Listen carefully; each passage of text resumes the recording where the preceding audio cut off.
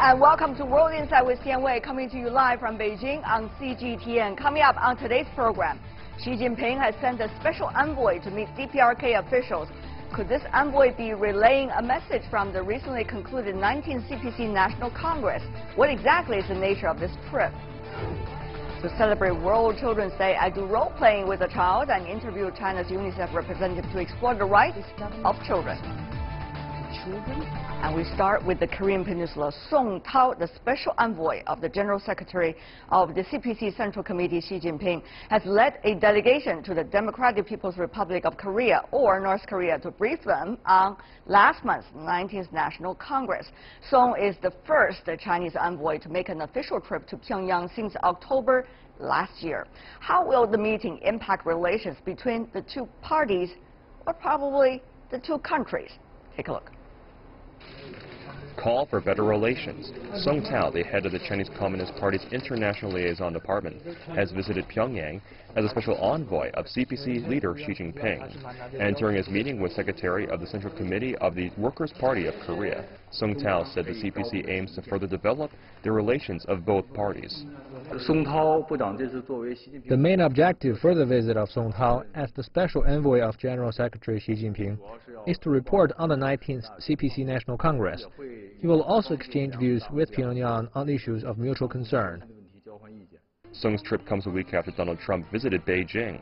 The U.S. president pressed for greater action to rein in the DPRK's controversial nuclear program. Meanwhile, the Chinese Foreign Ministry has reaffirmed China's call for a return to dual suspension. Under that proposal, the DPRK would halt its nuclear and missile programs as it did in the 1990s in exchange for the U.S. and South Korea stopping their military drills. We think the dual suspension proposal is the most realistic approach to the current situation. It can not only relieve the current tense situation, but it can also help with the urgent security situation between both sides. It can also create conditions and opportunities for reviving peace talks. Meanwhile, I would like to emphasize that dual suspension is only the first step, not the end. Song's visit comes after a halt in DPRK nuclear and missile tests. It's about 60 days since its September ballistic missile launch over Japan. And China has been constantly advocating the peninsula's denuclearization, maintaining peace and stability in the peninsula, and solving the issue through dialogue. For more on Chinese President Xi Jinping's special envoy to DPRK visit, we are joined in our Beijing studio Teng Jianqun, who is the director of the American Studies Department at the China Institute of International Studies. In Medford, United States, we have Sun Young Lee, a Kim Koo Korea Foundation professor of Korean Studies at Fletcher School at the Tufts University. Also joining us in Washington, D.C. in the U.S., Jonathan Pollack, a senior fellow at the Center for East Asia Policy at the Brookings Institution. Gentlemen, I want to welcome the three of you, and let me start with you, Mr. Teng. The Chinese Foreign Ministry has been saying once and again that the Chinese envoy is going to North Korea mainly to brief the counterparts of what's going on at the 19th Party Congress. But many have been wondering, what are some of the important messages when it comes to the nuclear issue on the Korean Peninsula? Mr. Teng, your thought? Yeah, this is actually a routine visit by the CPC delegation. Actually, each time after the National Congress of CPC, there should be a delegation to DPRK, to Vietnam. But this is it's a really very special moment for the Chinese, especially after at least one year standoff between China and the DPRK. I think the DPRK side accepted this delegation. This is a signal that China and the DPRK returned to the normal track to have a dialogue and negotiation on the issues related to DPRK and the Korean Peninsula. I see. Mr. Pollack, not only China, but also the United States has sent an envoy, not to North Korea, of course not, but to South Korea, almost at the same time. What do you think could be the message? After all, the two presidents in the United States and China just met 2 weeks ago. Well, as best we can judge, the visit of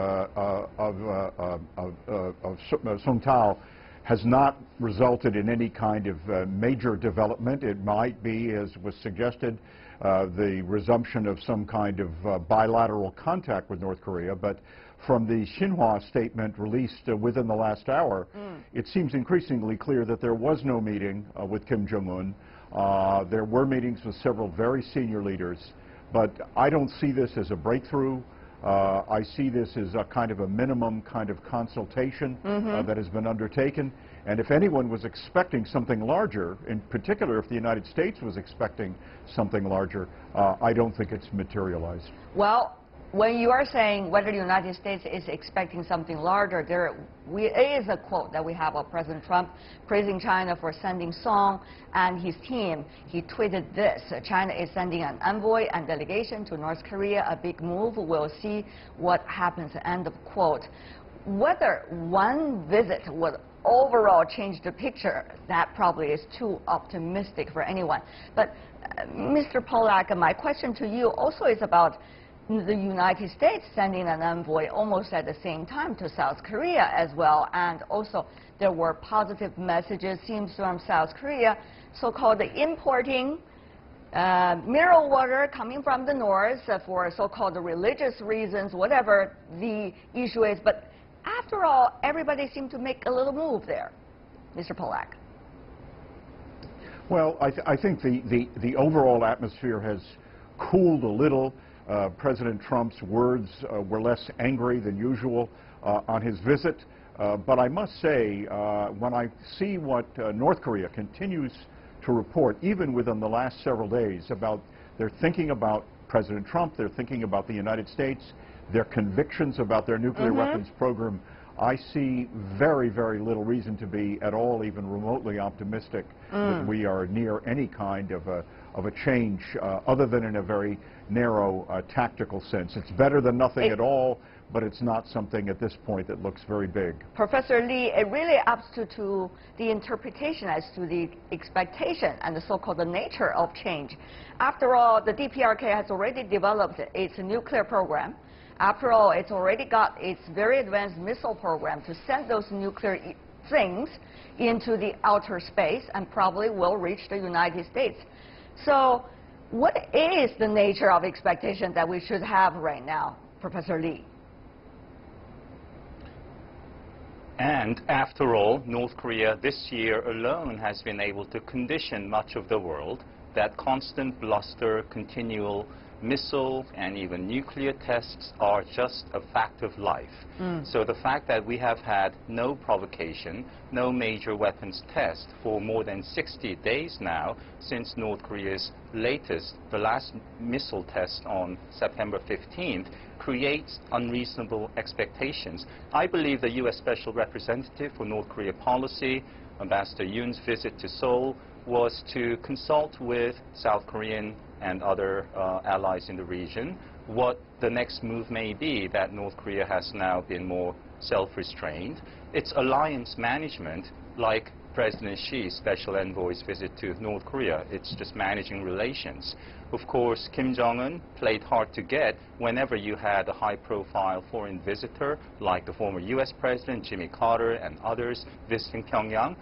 There's no reason for a head of state to have actually granted an audience with someone who's below cabinet level, as the special envoy was. So it was routine diplomatic engagement, but of course, the fundamental dynamic in the Korean peninsula under which North Korea continues to expand, increase its nuclear capability, that has not changed at all.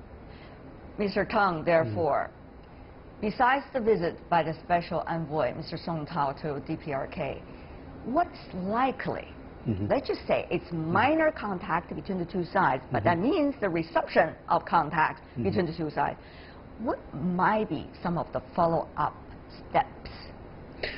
From China, I think the Chinese government insisted is a long-standing position that denuclearization, peace and stability in the peninsula, and all the disputes should be solved through dialogue and negotiation. These are the three principles for Chinese government in dealing with DPRK nucleus. And as for DPRK, I don't think at this moment Pyongyang will give any compromise in developing its nuclear and missile capability. DPRK has already almost reached the terminal station to get the nuclear bomb and the missile or the delivery system of the bomb. So I think at this moment, Pyongyang will never give any compromise in this regard. This is a well-determined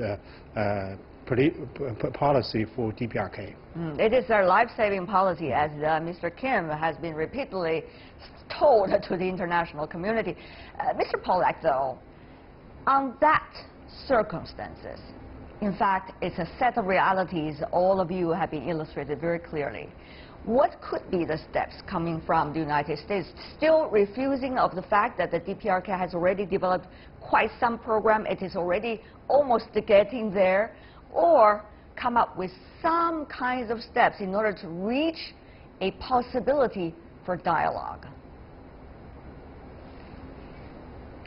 Well, I think that there's a small window possibly connected with the upcoming Winter Olympics to be held in the Republic of Korea, where you might see some kind of a dampening down of possible activities, but that probably would be very momentary. I think it's important to emphasize North Korea is not making any claim about this being a halt in its activities. It may simply be a pause until the next stage of their missile and nuclear development. So unless we see some kind of a signal emanating from North Korea, I think that the United States will sustain its current policy of pressure with signals of engagement only to the extent that there is reason to believe that engagement will be for a meaningful purpose. And at that level, I think, although there are some voices in the Trump administration, including Mr. Yun, Ambassador Yun, who are trying to leave that door open a little, it's not something that I would consider a possibility of a major shift in U.S. direction. But having said that, I think that that anything that enables us to buy time and to avoid an overt military conflict would be a plus, a very big plus. Professor Lee, it is not the first time, not the second time, not the third time, not even the fourth time that I heard over and over again from some American scholars worrying about the prospect that the administration's possible decision about whether to use military power to intervene into the issue of the Korean Peninsula. Of course, everybody understands the danger of it and the implications it's likely to have in the region. Professor Lee, are you worried? Yes, because a war in the Korean Peninsula would be simply devastating. The loss of innocent lives in the hundreds of thousands or millions, that's an inconceivable conception. There is a good reason that the U.S. has not, at any time since the end of the Korean War in 1953, used military force against North Korea, even when attacked by North Korea, even when North Koreans killed American soldiers and South Koreans, for fear of a humanitarian disaster of that kind. So I'm still cautiously optimistic that the Trump administration knows the difference between having a plan, preparing for a contingency, and actually executing it. You know, President Trump spoke very strongly when addressing the South Korean National Assembly. He laid out in detail a litany of North Korean human rights violations, from the state policy of starving its own people to the insidious political class system, infanticide, and so on.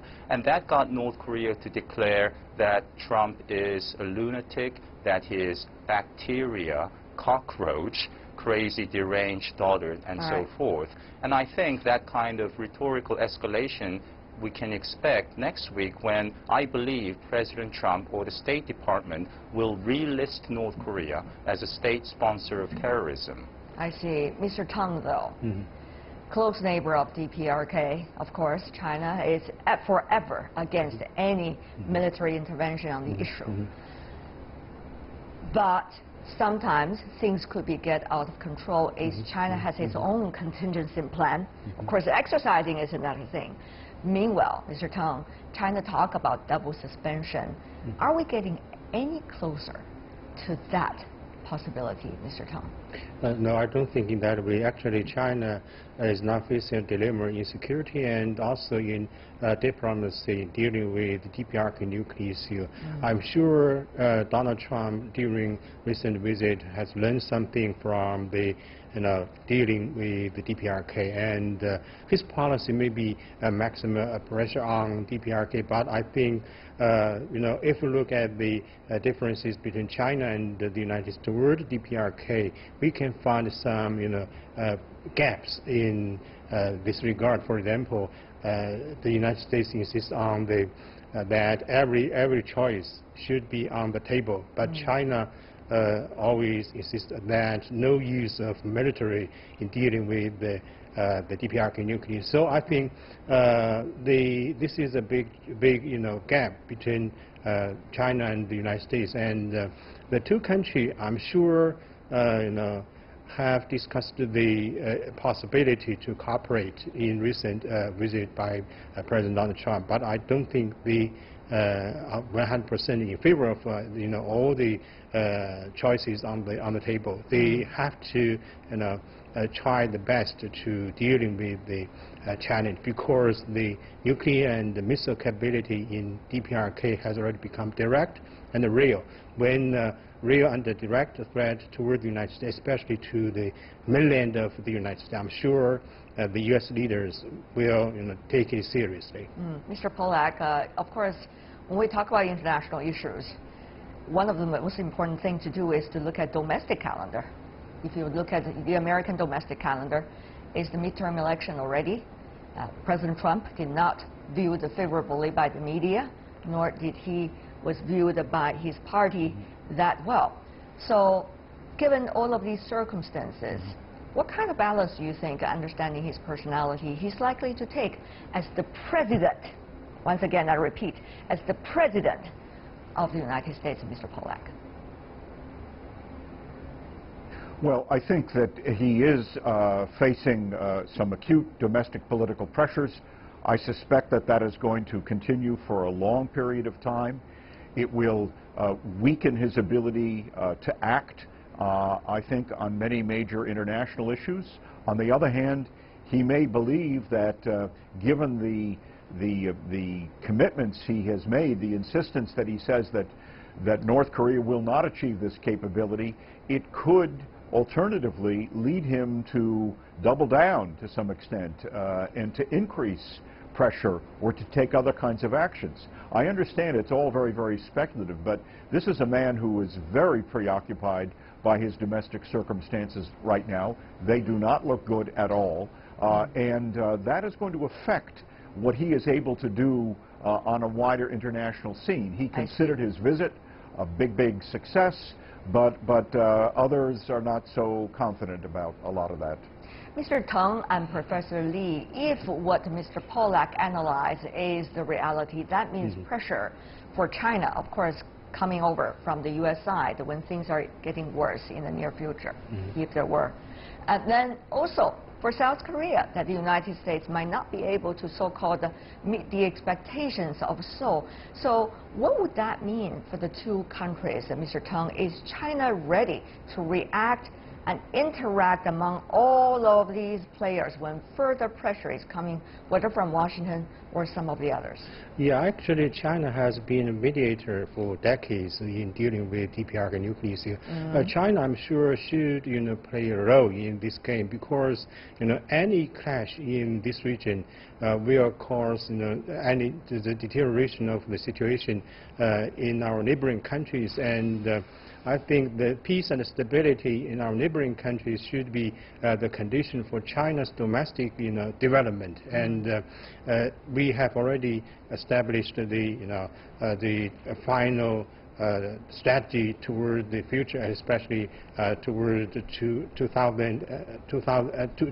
2050. So this is a very important step. This is a very important condition for China to maintain the peace and stability in Korean Peninsula. So if we have any, clash in that region, I'm sure China will stop its development domestically. So China should, enhance its cooperation with ROK, with Japan, with the United States, and even with Russia. So this is very important for all the parties concerned to have more consensus in dealing with this issue. When you are talking about cooperate, of course, it takes two parties to tango when you talk about cooperation.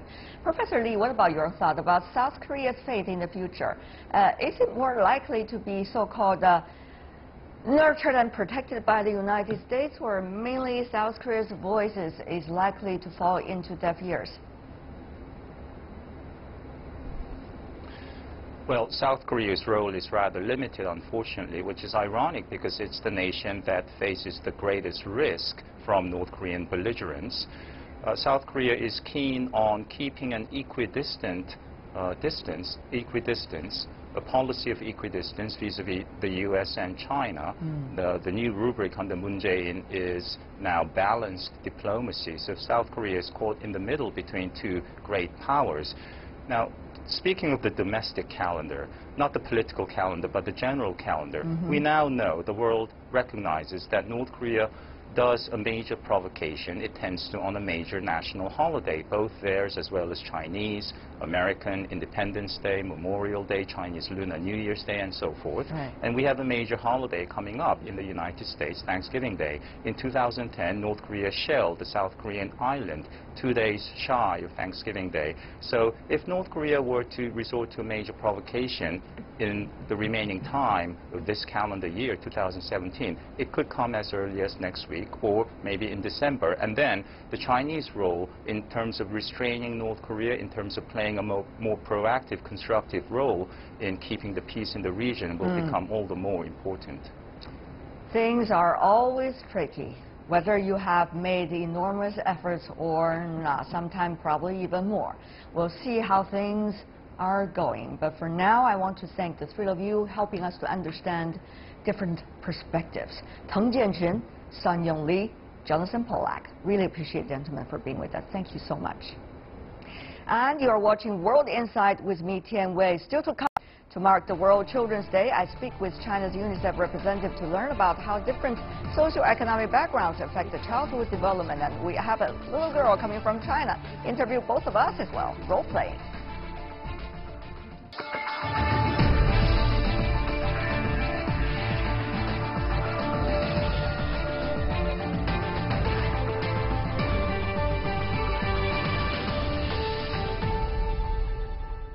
Welcome back. You're still watching World Insight with me, Tian Wei, coming to you Monday to Friday on CGTN.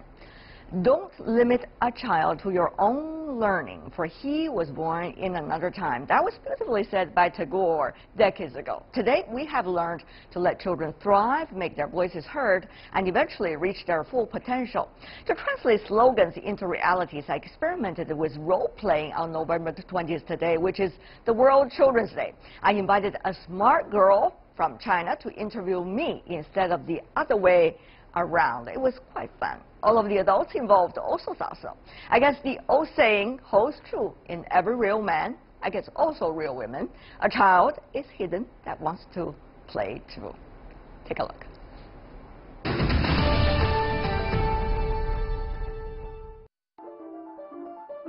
Hi, I'm Tian Wei. Today is the World Children's Day. It's about advocating children's rights and also celebrate their rights with them. Today I'm going to meet a girl, 15-year-old, originally from Beijing. Her name is Yang Nianhui. She's multi-talented. She plays piano well, performed with some of the best pianists from China, and she also writes novels, quite popular in this part of the world. And she's also doing figure skating. I just wonder how could that all happen. But you know what? Today, I'm not going to ask many questions. Rather, I am going to be interviewed and be asked questions by her. excited about this. I can hear the sound of the piano. Maybe I should follow it and find her.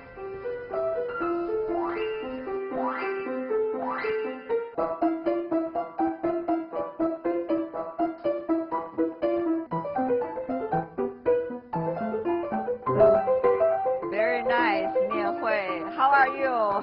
Very good. Yes. Nice meeting you. Nice to meet you too. Nice piece. What is it? It's the prelude from Prokofiev. Uh-huh.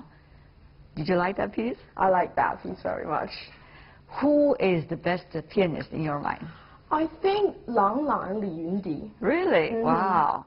I've even played piano with Lang Lang. Oh, did you? I did. Did you enjoy it? I enjoyed it a lot. What piece did you play with him? We played Radetzky March Okay. and Jingle Bell as well because it's Christmas Eve. Okay. Were you nervous at the time?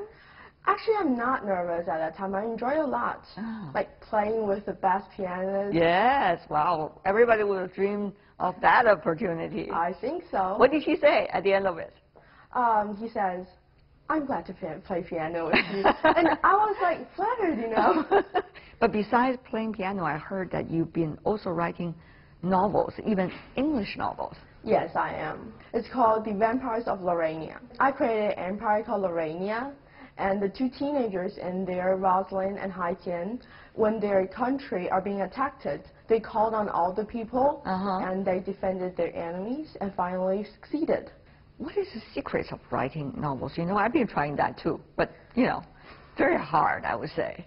It did take a lot of time. Like, I take a lot of time to go through my storylines and also think about the relationship between all my characters and the stories behind them, what they will do, their personalities. There are a lot of things to think about. Wow. A lot of teamwork in there as well. Yes. Another thing that really requires teamwork is that you train with a lot of others on figure skating. Yes, I do. We train together a lot. Let me show you one thing. Okay. And Wow. we normally. Beautiful. Thank you. Really like a ballerina girl on the ice. How about that? Is it difficult to learn? It's quite difficult at the beginning, but with my training, with the training going on, yes. I think it's becoming easier for me. I have to say, I've never dreamed of having so many skills as you have already acquired. Thank you. You've been asking me a lot of questions here. Well, that's my job, right? But today, I'm here to ask you questions. I'm the interviewer today. Okay, I'm ready for any of the questions that you have. So I'm going to start with the questions. But I have another friend I want to introduce to you. So why not ask you questions while we're going there? Okay, I'm ready, if you're ready. All right, let's go. Okay. That was a great piece you played. Thank you. Have you been practicing long? Not recently, being too busy. You've asked me a lot about my talent. What kind of talent do you think you have? I wouldn't call it talent, but I am an extremely curious person. I want to find out what's going on in the other parts of the world. I want to know the lives of all the other people, and I want to tell their stories. So I guess maybe that makes me a perfect journalist. I think that's the reason why you become a journalist, yes? right? Yes, indeed. I originally started from a radio DJ, you know, doing rock and roll music and pop. But then I realized news is something that really attracted me. So I switched to news. Ta-da, there it is. Do you think it's an exciting thing to being a journalist? Absolutely. I mean, you would be able to meet people that you would never be able to have a chance to meet if you are not a journalist. And you go to the other parts of the world to see elections, to see children's lives, and also to see even wars, and realize at the end of the day, what is the most important thing in life? I guess happiness, being with the people that you really love. That's the most important thing in life. I think you can do more stories about children about our life, like in my age, because we have different world, different stories from adults. We have our unique ideas as well. I think that's a great idea. You know, I did a story about a girl recently in Gansu province. She's coming from a poverty-stricken area, 12 years old, but she's so tough, very strong. She managed to do all the house chores and also brought her family together for a better life. I was really moved by her story. She gave me a lot of inspiration, just like you did today. I think I want to meet her one day. I will introduce, definitely. But now you want to introduce me to your friend, right? Yeah. Let's go. Okay. Miss Tian, I want to introduce my friend to you. Oh. This is UNICEF representative to China, Ms. Rana Flowers. Okay, wow. What a pleasure to see you. Pleasure to see you. Shall we sit down? We should. Yes, let's. Please. So wonderful to be here. Rana, I have to warn you. Earlier, I was questioned repeatedly by this young lady. Oh, boy. And she said she has a question for you as well. Okay. Yes, I do. So, Rana, in your work with the UNICEF, what do you see as the biggest challenge facing teenagers? I think today, the biggest challenge here in China facing teenagers is one of education. I see such a rapidly changing country. I see people needing a very different skill set for the jobs of the future. And I see the challenge for the young people to have the space, for their schools to really focus on ensuring that they have, that they're learning about how to be creative, how to be innovative, how to work together, how to solve problems. What can adults do to prepare children and young for our future? Look, I think if we're talking about parents as adults, I would say their challenge is to ensure that there's not so much pressure, that they're thinking about the vulnerabilities of young people. They're thinking about how to drive a passion for learning, how to make space for creativity, for sport, for the sorts of activities that actually help the brain grow in different ways. If you're talking about adults who are decision makers, I would say what they need to do is really put children at the heart of policy and at the heart of the investments that they make. If you can have a conversation with your 15-year-old self, what advice would you give her? If I were talking to my 15-year-old self, I would remind myself to be kind to myself, to remember that I can do things and I can change the world and I can be a part of that, not to be too hard on myself. I would remind myself to also treat others the way we want to be treated, because I think that's such an important lesson in today's world, that we look after each other. And I would tell myself to have fun. Childhood is about discovery, it's about learning, and it is about making mistakes and learning from them. So I would give myself a little bit of permission to make some mistakes and have a bit of fun. I think that's some really good advice for us as well. Thank you. Rana, when I was listening to you, I really felt that actually there are a lot of wisdom coming from the children that the adults have not been paying close attention to. Even we describe people who do not know how to do things as childish. Actually, they have nothing to do with children. So maybe there's some kinds of prejudice that we have toward children. Maybe there are things that we adults really need to discover about a different part of the world. Indeed. And I think, you know, you've made me think back to a time when I worked in another part of the world, in Central America. And we brought in a young group of people, and they would have been between about 13 and 17 at that time. And we asked them about the problems in their communities. We asked them to solve those, yeah? And they spent a tremendous amount of time talking, listening, exchanging information. And I have to tell you, the solutions they came up with were practical, they were implementable, and they were ideas and strategies that worked. Really? And what was interesting as well was that actually the parents benefited just as much. Yeah. Because they were isolated. They weren't talking to each other. So when they came to that community center, they also benefited. So what about that world? I mean, do you have children? I do. Yeah? How old are they? I have 2 adolescent girls who are 13 and 15. Oh. Have you ever thought about the world? The 13 and the 15 begin to dominate. Well, and your schedule will be planned as they have demanded. I don't need to think in the future about that world. I think that's the world I live at the moment. And I am such a strong believer in the Convention on the Rights of the Child and children's rights. So, of course, I need to practice that at home. What is the secret to survive that world? The secret, I think, to surviving that world is listening to children.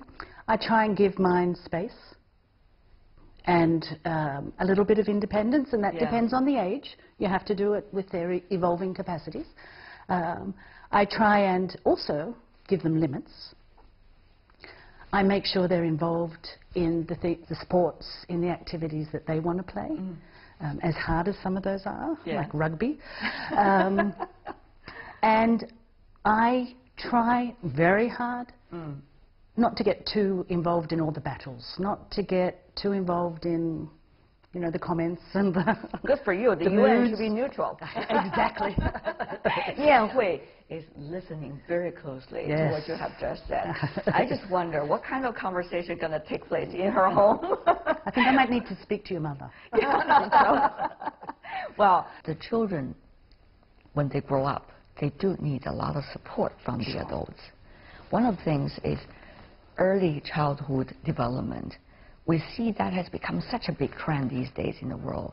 But different countries, Rana, with different development stages, have different, let's just say, possibilities of doing that.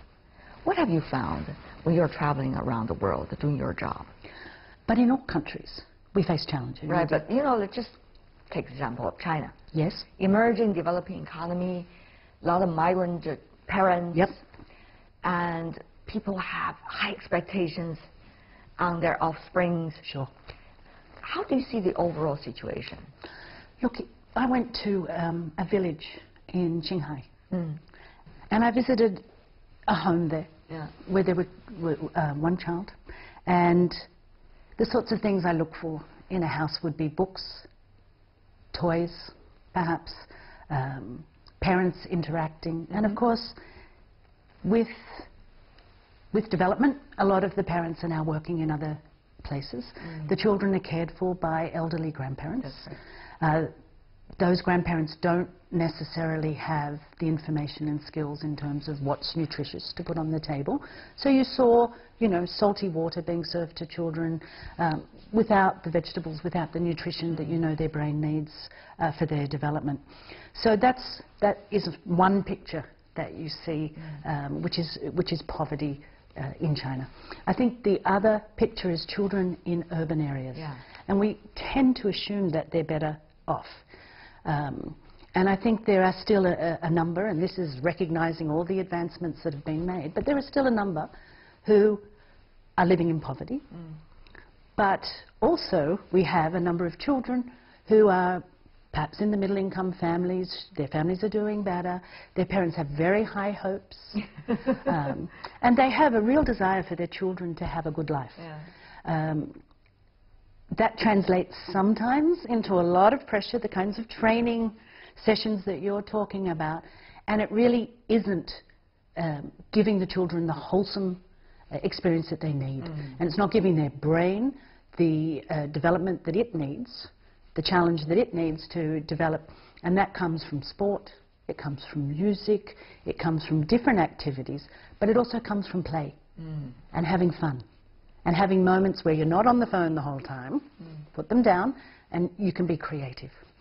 But when you think about China, Rana, it's a very diversified place. Absolutely. So how to seek solutions? Is there a set of solutions that we can look at? I think there are key interventions that can be taken by governments, and we've seen these work in other countries. I think high among those would be really to focus on children in poverty. If governments focus on the children in the poverty scenario, then you break into generational poverty. If you don't, you run the risk that those same children who've been deprived grow up and therefore fall into poverty again. So you want to break that cycle. Yeah. So worldwide, probably there has to be a mindset change about our relationship with children.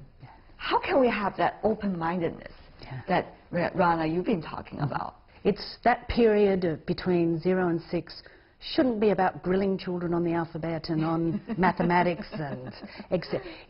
We should be doing everything we can to feed their brains as much as possible and give them space to have fun. Thank you so much, both of you, for being with us. Thank you. Really appreciate it. Thank you. Thank you. All the best. Thank you. To you too.